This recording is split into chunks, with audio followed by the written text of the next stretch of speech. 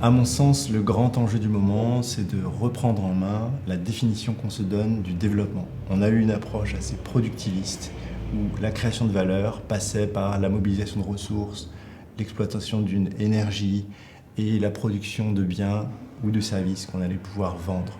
Et aujourd'hui, il y a une telle urgence à préserver l'habitabilité de notre planète et de nos territoires que je crois dangereux de perpétuer cette définition transformatrice de l'environnement, transformatrice du monde, qui sous-tend une forme d'idéologie productiviste. On peut créer beaucoup de valeur en préservant des communs, en préservant la pureté de l'air, en préservant la potabilité de l'eau.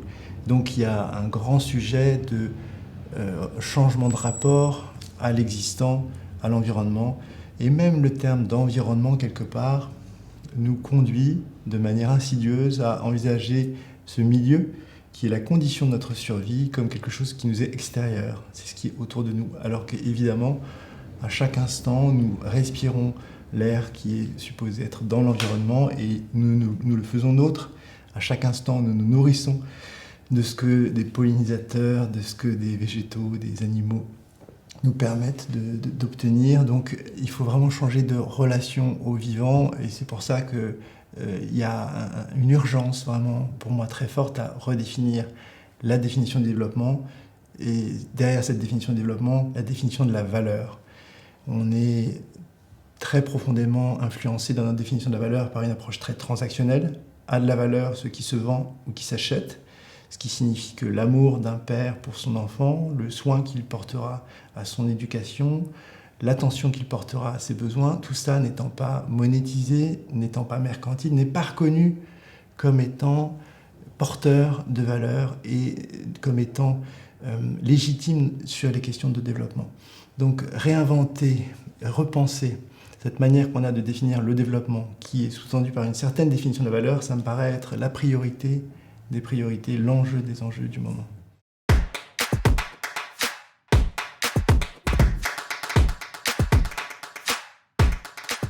Les économistes documentent la valeur comme le fruit d'une mobilisation de capital et de travail. Donc c'est deux facteurs de production. Et en fait, on a oublié toute la physique, on a oublié tout ce qui est le substrat de cette création de valeur. Parce qu'évidemment que si on est sur un territoire qui est immergé, il n'y a plus de PNB ou de PIB qui tiennent, il n'y a plus de croissance, il n'y a plus de chômage ou d'emploi, il n'y a rien. Donc on a vraiment oublié le substrat et on a eu une approche finalement très court-termiste de la valeur et très transactionnelle. Si ça ne s'achète pas, si ça ne se vend pas, on ne reconnaît pas la valeur.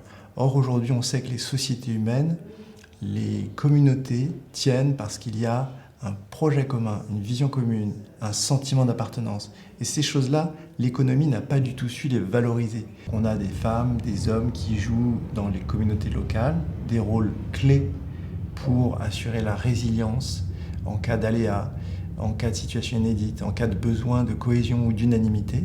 Et ces personnes qui parfois n'ont pas de statut, elles sont vraiment très peu reconnues par le marché. Et ça, c'est problématique parce qu'en fait, le développement est toujours sous-tendu par une société. Il n'y a pas d'économie s'il n'y a pas une société, s'il n'y a pas un ordre, des cultures ou des valeurs partagées. Et les valeurs, elles ne sont pas partagées comme ça par défaut. Elles sont le fruit d'un engagement, elles sont le fruit d'investissement.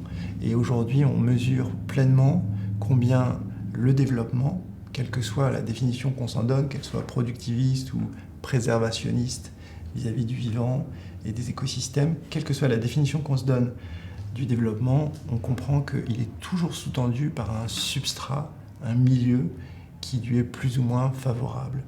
Et si des pays après-guerre, complètement ravagés par la guerre, se sont très vite reconstruits, c'est parce que même si toutes les infrastructures de transport, de circulation de l'énergie, de l'information ont été détruites, elles se sont très vite recomposées parce qu'on avait les liens, le sentiment d'appartenance, le projet commun et toutes les ressources finalement qu'il fallait, qui ne sont jamais intégrées au calcul de la croissance, qui n'apparaissent jamais dans la comptabilité nationale et qui pourtant sont le substrat sans lequel aucune création de valeur n'est envisageable. Donc À mon sens, la reconnaissance de ces contributions à la cohésion, de ces contributions à la communauté, de ces services rendus à la communauté, elle est clé aujourd'hui.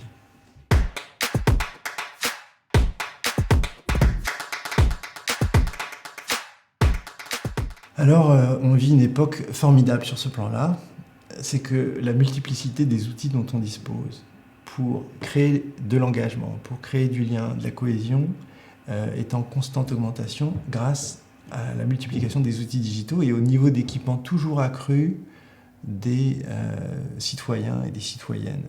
Beaucoup de gens qui sont analphabètes et qui disposent d'un smartphone ont pour la première fois de leur vie la possibilité de s'exprimer, d'interagir à travers des vocaux, à travers des pictos dont ils comprennent la signification. Donc on n'a même pas besoin d'être alphabétisé pour pouvoir tirer pleinement parti de ces outils de communication, de circulation de l'information, de partage de l'information, de mutualisation des efforts, de coopération. Enfin, la qualité et la quantité de capacité que donnent ces outils digitaux, pour autant qu'on ait une connexion, et ça peut même être une connexion à faible débit, on va vraiment pouvoir créer de la cohésion. Alors comment on fait pour créer cette cohésion, cet esprit de communauté, ce sentiment d'appartenance ?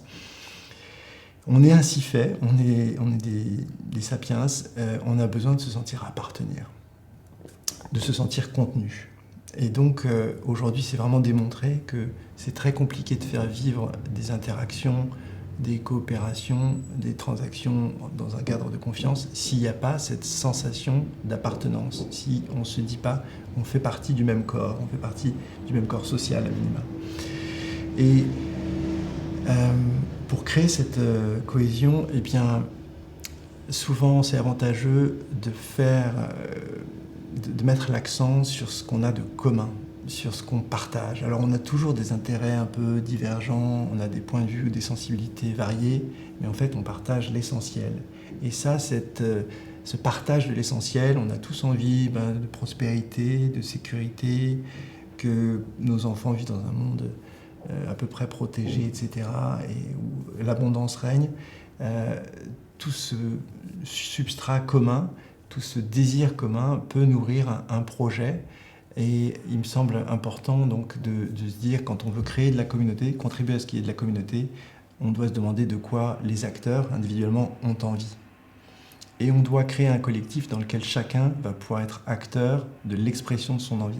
Et ce qu'il y a d'assez magique, c'est que dès qu'on parle de son désir devant des tiers, en fait on prend en compte l'intérêt des autres et on va avoir des désirs qui s'ajusteront aux besoins du collectif, aux besoins de la communauté.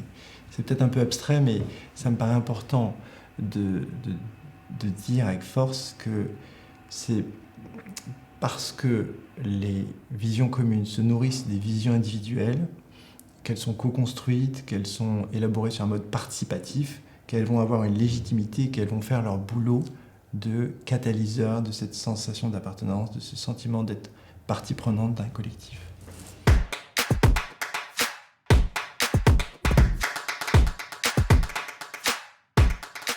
Alors je dirais qu'il y a 4 grandes clés pour créer une dynamique communautaire. La première, c'est de déterminer la contribution qu'on va demander aux acteurs. Est-ce qu'on veut qu'ils se réunissent pour apporter telle ressource ou est-ce qu'on veut qu'ils partagent telle information? Donc il faut déterminer ce qu'on leur demande de faire pour que cette communauté voie le jour.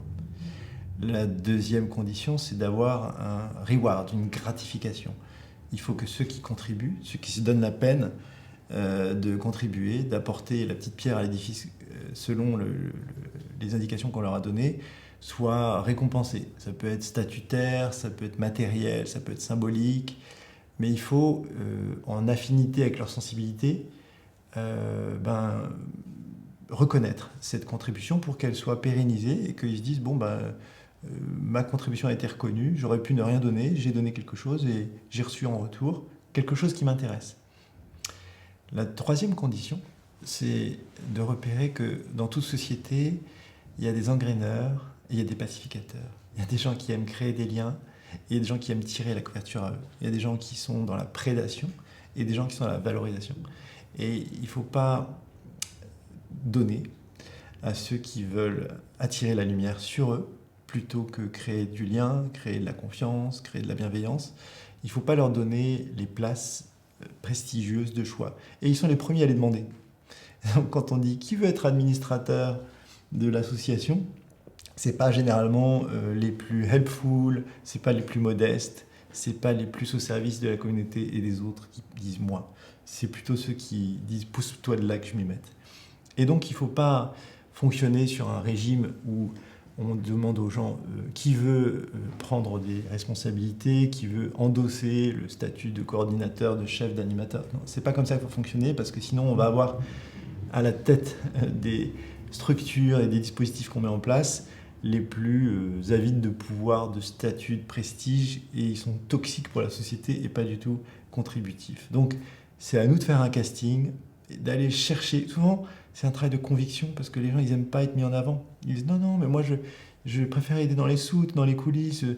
Ils sont modestes, ils sont humbles, et c'est les meilleurs. Et c'est eux qui font tenir ensemble les communautés humaines. Donc ça, c'est vraiment la troisième condition, c'est choisir avec discernement les gens auxquels on confie des responsabilités, et ne pas demander qui veut endosser des responsabilités, mais aller chercher soi-même, sur la base souvent des témoignages que les membres de la communauté vont pouvoir dire. Ils vont pouvoir nous dire, elle la ramène pas, elle fait jamais parler d'elle, mais en fait, quand on a un pépin, elle est là, elle est toujours là. Et donc c'est elle typiquement à laquelle il faut donner un statut, un pouvoir et des droits étendus.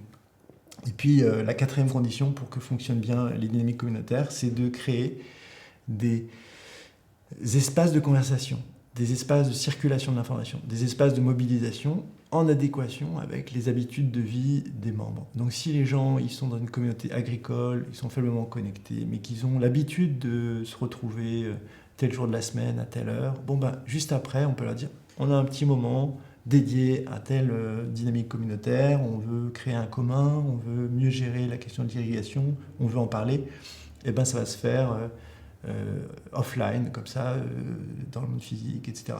Si on a des gens qui sont sur différents sites et qui sont connectés, on va créer un outil qui sera, peut-être créer un groupe WhatsApp s'ils sont sur WhatsApp, et s'ils sont sur Instagram ou Telegram ou je ne sais, ce sera sur la plateforme favorite, la messagerie favorite. Et il faudra toujours veiller à ce que ce soit très accessible, très simple. Si les gens doivent s'inscrire, ça ne marche pas en général. Il faut vraiment qu'il y ait une énorme plus-value pour que les gens tolèrent ou consentent à s'inscrire. Le plus important, c'est vraiment de faire quelque chose de simple, d'inclusif, et là, ça le fait. Et donc, voilà, je résume. Prévoir et spécifier les contributions qu'on attend des membres pour que cette dynamique communautaire fonctionne et se mette en place. Deuxièmement, prévoir des gratifications qui touchent les contributeurs, qui intéressent les contributeurs, qui peuvent être matériels, symboliques, statutaires, etc.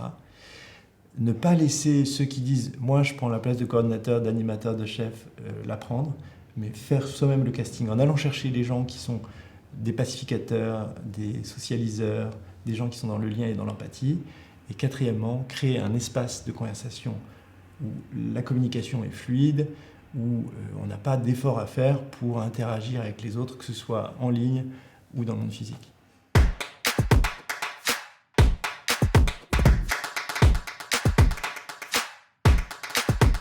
Le poids des femmes, le poids politique des femmes va jouer un rôle clé dans la définition de ce qui confère du statut et du prestige au sein de la communauté. Si ce qui confère du statut ou du prestige, c'est d'être dominant, d'en avoir plus, d'avoir le plus grand terrain ou le plus de ressources ou le plus de personnes à son service, si en gros le statut s'acquiert par la domination, alors c'est perdu. Mais si on donne aux femmes un poids politique important dans les communautés, si elles sont vraiment à la manœuvre pour définir qui célébrer, qui contribue, qui donne, qui mérite d'attirer la lumière, on a très rapidement une transformation de cette définition de la valeur d'une logique statutaire à une logique contributive, où on va vraiment s'intéresser aux personnes qui se rendent indispensables, qui sont helpful, qui sont là quand les autres ont besoin d'elles. Et c'est très important parce qu'on est des animaux mimétiques, on est des êtres dont le désir est profondément marqué par la définition de ce qui est désirable au sein de notre communauté.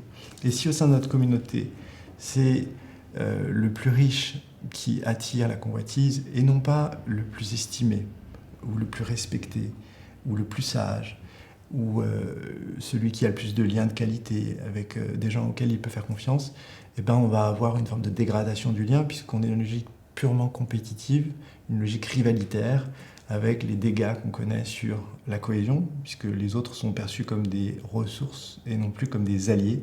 Et ça, évidemment, ça a un prix social au départ et puis ensuite économique majeur. Donc, sortir de ces logiques de comparaison, de domination, qui sont terriblement toxiques sur le plan social, mais aussi sur le plan environnemental, sortir d'un rapport dans lequel les autres, les communs vont être des ressources à exploiter, c'est urgent. Et c'est vrai que les femmes, dès lors qu'on reconnaît des droits économiques aux femmes, dès lors que dans les instances, dans les lieux de pouvoir, elles peuvent peser dans les décisions, elles ont en général une plus grande sensibilité à l'intérêt général, au moyen terme, au long terme, et on a tout à gagner sur le plan politique et sur le plan du bien-être des hommes. Donc c'est pas du tout un combat d'antagonisme entre des hommes et des femmes. C'est ce qu'on retire aux hommes. On retire rien aux hommes en donnant aux femmes ces droits politiques et ce poids politique. On leur donne au contraire la possibilité de s'épanouir dans un milieu plus protecteur, moins dominé par des logiques rivalitaires et de compétition.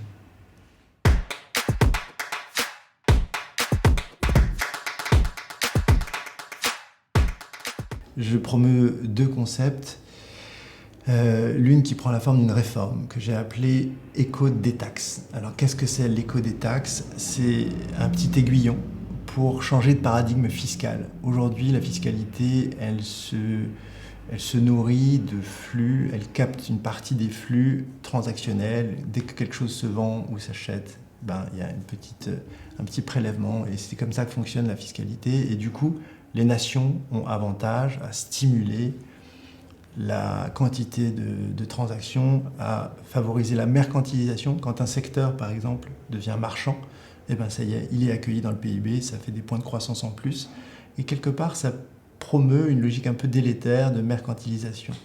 Donc ce modèle fiscal prend en otage les gouvernants et les peuples qui sont bien forcés de vouloir stimuler une croissance et une croissance de la valeur au sens augmentation des flux financiers. Alors qu'on est dans cette urgence climatique et qu'on comprend qu'on va avoir de plus en plus de mal à assurer les biens, à pérenniser l'emploi, à pérenniser la croissance si on continue de dégrader l'environnement dans lequel se font tous ces échanges. Donc il y a une urgence à passer d'un modèle où on prélève une partie du flux et où donc l'intérêt, le modèle économique de l'État, c'est de stimuler la croissance de ces flux, à un modèle où on a une sensibilité aux impacts environnementaux, sociaux des biens et des services qu'on met sur le marché. Et dès lors qu'on pondère la fiscalité en fonction non pas de est-ce qu'il y a du travail, est-ce qu'il y a du capital, mais est-ce qu'il y a une contribution à la préservation de l'environnement ou est-ce qu'au contraire il y a une dégradation avec des émissions de CO2 importantes ou de méthane, eh bien on va pouvoir corréler ce grand incentive, ce grand aiguillon qu'est la fiscalité à l'impact. Et c'est une situation assez incohérente en ce moment dans laquelle on est, puisqu'on dit c'est très important l'écologie, mais on n'arrive pas du tout à fiscaliser les émissions de CO2, parce que dès qu'on veut mettre en place une taxe carbone, il y a des levées de boucliers du côté des peuples, du côté des entreprises, on peut le comprendre. Et même quand on se dit, ok, on va essayer de redistribuer, on va rendre plus égalitaire, on va compenser, ça passe pas très bien. Et donc l'éco-détaxe, c'est le pari que puisqu'on ne peut pas taxer ce qui est très carboné, ce qui est très coûteux pour l'environnement et la société, est-ce qu'on ne peut pas détaxer ce qui est très décarboné pour tirer le marché comme ça vers des offres de biens et de services mieux disants.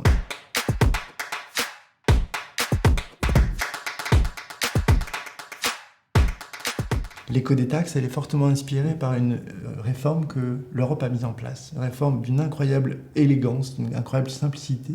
Ça a consisté en 1991 à imposer, donc l'Europe en 1991 a imposé aux vendeurs d'électroménagers de mettre à proximité du prix une étiquette sur l'efficacité énergétique et l'efficacité en consommation d'eau des lave-vaisselle et des lave-linges. Et dans la minute où cet affichage est apparu, les consommateurs ont boudé les produits les moins bien évalués. C'est comme s'il y avait une forme de note donnée aux produits et les consommateurs se détournant des produits les moins bien notés, les fabricants ont dû mettre à jour leur offre, leur assortiment et prendre en compte le fait que c'était que les 2 et 3 premières catégories qui étaient vendeuses. Donc il y a eu une incroyable innovation, une incroyable émulation entre les fabricants et on s'est retrouvé avec des A, A+, A++, et l'Europe n'avait pas prévu qu'il y aurait une telle surenchère de performance énergétique, drivée à la fois par le désir des consommateurs qui boudaient les produits C, D, E, etc., et puis drivée par la capacité d'innovation des fabricants. Et en 2018, on avait 75% du marché sur les lave-vaisselle, par exemple, qui étaient en catégorie A++ et A+++. Ça raconte combien ça peut être facile quand on a comme ça une sensibilité au désir de prestige qui sous-tend souvent les actes de consommation. Même chez les plus modestes, la question du statut, de l'image que ça nous renvoie, nous, d'acheter tel ou tel produit, tel ou tel service, elle est vraiment toujours importante. Donc pour moi, cette réforme de l'étiquetage énergétique est très inspirante puisque avec une très grande économie de moyens, on a un impact sur la performance énergétique des machines qui est considérable et qui est très durable. Et ce qu'il faut voir, c'est que à l'achat, les modèles les plus vertueux sur le plan énergétique sont plus chers. Et c'est pourtant eux qui sont privilégiés dans 75% des cas. Donc on a vraiment un genre de cercle vertueux où les consommateurs orientent autrement leur consommation, les fabricants doivent se mettre à jour et du coup déplacent les standards, créent des nouveaux référentiels et cultivent et aiguisent l'appétit des consommateurs pour des produits encore meilleurs et ainsi de suite.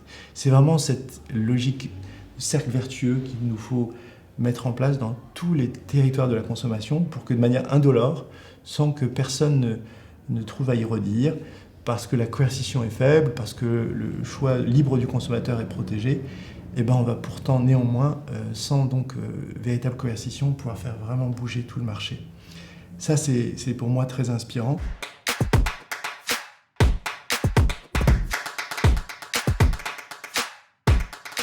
Le deuxième concept sur lequel je travaille, c'est un indice d'habitabilité du territoire. Je pense que c'est très important que pour que cette question environnementale devienne obsédante, pour qu'aucune décision d'investissement public ou privé, pour qu'aucun achat d'appartement, de maison ou de terrain ne se prenne sans considération de cette question de l'environnement et de cette trajectoire compliquée sur laquelle on est, il me paraît intéressant d'avoir un indice composite qui raconte un peu mieux ce dont il est question. Quand on parle de plus 1,5 degré ou plus 2 degrés, on peut nous former autant qu'on veut sur les conséquences catastrophiques que cela peut avoir. Ça reste des indicateurs très conceptuels, très mentaux. Et avec cet indice d'habitabilité qui va de 100 à 0, on raconte un peu mieux l'histoire et on met un peu mieux en avant les enjeux qu'il y a derrière ce dérèglement climatique. Ce n'est pas une question d'inconfort, c'est une question de viabilité et d'habitabilité de la seule terre qui nous héberge aujourd'hui. Donc, à travers cet indice d'habitabilité de la planète au global et des territoires en particulier, l'idée c'est de mobiliser les acteurs de l'immobilier, de l'agriculture, de l'assurance, les élus, pour que tous se disent quelle est ma contribution à l'habitabilité du territoire. Est-ce que si je mets à jour le plan local d'urbanisme comme on en a en France, ou si je construis ma maison dans cette partie du terrain, est-ce qu'à 20 ans elle est encore émergée ou est-ce qu'elle se retrouve les pieds dans l'eau? Est-ce que je me rends vulnérable à tel aléa climatique si je fais tel choix de localisation ou de... Voilà. Donc, le sujet de l'habitabilité, à mon sens, est tellement critique que c'est avantageux que la définition de la valeur s'accroche elle aussi à cette question de l'habitabilité. Et idéalement, on devrait évaluer la performance et la valeur sociale et donc économique des acteurs à leur contribution à l'habitabilité d'un territoire. Aujourd'hui, si je me bats pour protéger les pollinisateurs du territoire, ce qui va permettre au monde agricole de fonctionner, je n'ai pas d'incentive économique, je vais le faire en prenant des risques sur ma sécurité, puisque je vais léser des intérêts court terme de certains. Il y a un grand sujet, c'est comprendre comment les services à la communauté, les services à l'environnement vont pouvoir être valorisés. Et ça, c'est vraiment le substrat de toute forme de développement, c'est comprendre comment on arrête de ne reconnaître que la valeur de ceux qui vendent des biens et des services qui sont produits, souvent produits à partir de ressources qui n'ont pas été payées, puisque quand on prélève dans la mer ou quand on prélève dans le sous-sol, en fait, on ne rétribue pas ceux auxquels on prélève leurs ressources. Donc comment on passe de cette logique à une logique de conservation des conditions de la richesse? Et ça passe aussi par une sensibilisation à l'abondance. Aujourd'hui, on a une humanité qui est très très occidentalisée sur le plan culturel et qui est toujours focalisée sur la valeur à créer, sur le projet, et dans le monde du développement, il y a aussi très fort cette sensibilité à la croissance, au projet, au futur. Et bien sûr qu'il faut que les choses s'améliorent et progressent. Mais c'est très important d'apprendre à reconnaître la valeur que nos outils, que nos optiques, que nos prismes ne nous font pas reconnaître. Et en permanence, en fait, on détruit de la valeur au nom d'une valeur souvent économique. Et ça me paraît très important de se dire, ok, en fait, si ces femmes qui vivent dans une grande pauvreté ont des rites communautaires qui leur assurent une forme de bien-être, si lorsque l'une d'elles est enceinte ou vient d'accoucher, eh bien, il y a quelque chose de précieux autour de cette nouvelle maternité, nouvelle parentalité, eh bien, c'est très important de le protéger, de le préserver, parce que on est déjà dans l'abondance. Et c'est la vraie richesse. Souvent, c'est ce qui ne s'achète pas, la vraie richesse. Et c'est très compliqué pour des économistes d'appréhender que la vraie richesse, ce qui fait qu'on se sent épanoui, qu'on se sent relié, qu'on se sent une vie qui a du sens, c'est pas parce qu'on a des clients ou des contrats ou des euros dans la poche ou des francs CFA, c'est parce que on a sa place, c'est parce qu'on a l'estime de membres de sa communauté, c'est parce qu'on a on a des choses qui ne s'achètent pas et qui sont précisément parce qu'elles ne s'achètent pas ce à quoi on peut le plus attribuer de valeur lorsqu'on n'est pas dans ce modèle statutaire de domination, de comparaison, qui est aussi un modèle d'hyper-quantification. Combien j'ai d'hectares, combien j'ai d'argent. Cette quantification, elle est assez toxique parce qu'en fait, on est tous différents, on a tous des besoins différents, et voilà.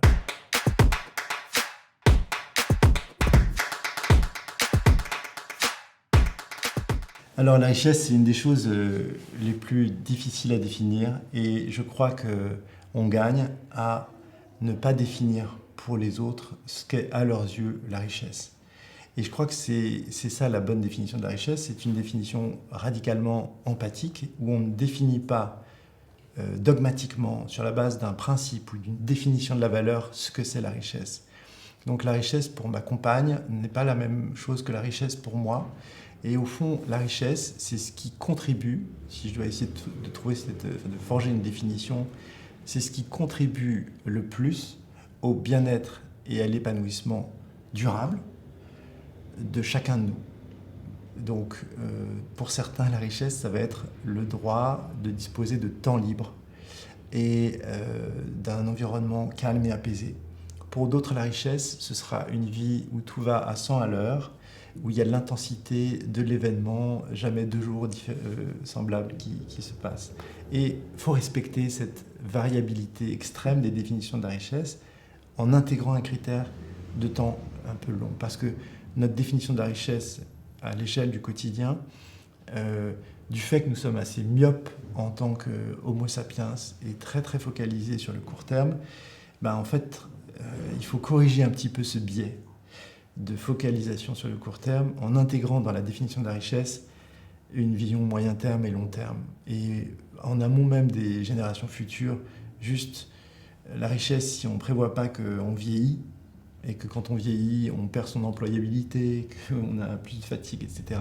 Si cette définition de la richesse est complètement aveugle à ce qui vient, à ce qui va advenir à coup sûr, alors elle est buggée, elle est inadéquate, cette définition de la richesse. Donc je dirais, écoutez chacun dans sa définition de ce qui a pour lui de la valeur.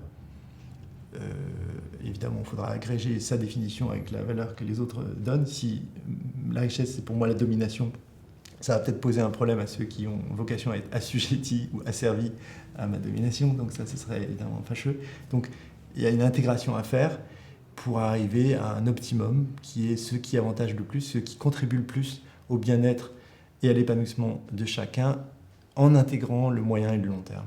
Voilà.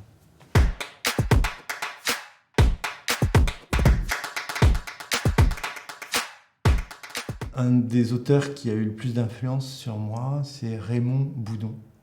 C'est un sociologue qui, toute sa vie, s'est battu contre le jugement. Toute sa vie, s'est battu contre le manichéisme, les dichotomies. Et il n'a jamais validé cette notion qu'il y aurait des gens mal informés, bêtes, ignorants, des notions comme populisme ou complotisme, il les aurait sans doute récusées, parce que son effort, intellectuellement, c'était toujours de chercher les bonnes raisons que les gens ont de faire ce qu'ils font, de penser ce qu'ils pensent, de croire ce qu'ils croient. Et cet intérêt pour les bonnes raisons, c'est à mon sens une clé très précieuse pour avoir une relation respectueuse avec toutes les parties prenantes, lorsque l'on n'est pas d'accord avec son adversaire politique. Si on se dit, ok, quelles sont les bonnes raisons qu'il a de défendre quelque chose qui heurte ma sensibilité et que je qualifierais de populiste ou de complotiste ou de je ne sais quoi. Quelles sont ces bonnes raisons? En fait, je suis généralement enrichi et mon point de vue sur la réalité s'étoffe de ce que l'autre a compris, que j'aurais compris si j'avais été dans le même contexte, si j'avais eu la même éducation, la même culture, les mêmes valeurs, les mêmes expériences. Donc ça me paraît extrêmement précieux dans un moment où un des grands risques, en amont même du risque écologique, c'est le risque social, le risque de polarisation. Et on voit aujourd'hui l'incroyable disposition de nos sociétés qui traversent des crises, notamment sanitaires, à se fragmenter, à se fracturer. On voit ces familles qui se sont fâchées à cause du pass sanitaire ou à cause du vaccin.